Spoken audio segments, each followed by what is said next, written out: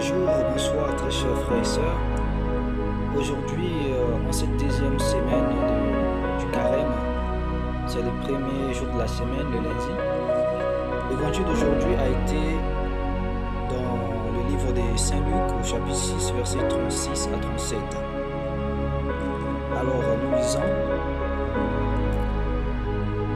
Soyez donc miséricordieux comme votre Père est miséricordieux.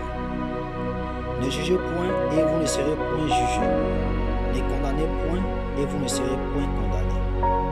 Absolvez et vous serez absous. Alors, voilà dans ce passage de ce lundi, ce premier lundi de la deuxième semaine de carême, le Seigneur Jésus est en train de nous exhorter d'être miséricordieux. Alors, qu'est-ce que c'est qu'être miséricordieux?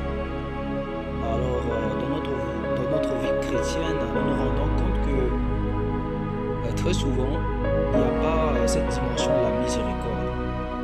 Or, en ce temps de carême, c'est vraiment un temps de redécouvrir qu'est-ce que c'est la miséricorde.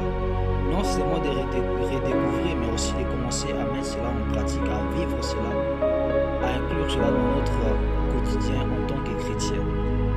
Donc, la miséricorde ici consiste à voir, je dirais, ce cœur de Dieu.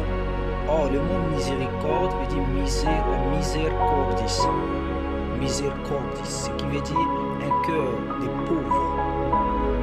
C'est un mot qui vient du latin, un cœur de pauvre. Donc, avoir un cœur de pauvre, un cœur d'une personne qui peut comprendre les autres, un cœur d'une personne qui peut pardonner, un cœur d'une personne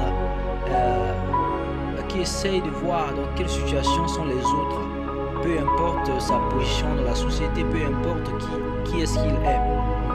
Parce que très souvent, nous, dans notre vie chrétienne, on a tendance aussi à regarder ce que nous avons comme poste, ce que nous avons comme avantage dans la vie, ce que nous avons comme ce que nous avons de plus sur les autres.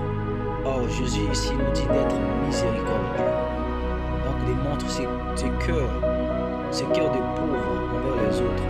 Malgré ce que je suis, je dois traiter l'autre qui est dans la souffrance comme un être digne. Un être qui est digne devant Dieu. Parce que en nous, en tout temps, il y a la valeur de Dieu qui est là. Parce que Dieu a placé en nous sa nature qui nous permet d'être ce qui fait que Dieu, la Bible dit que Dieu nous a créés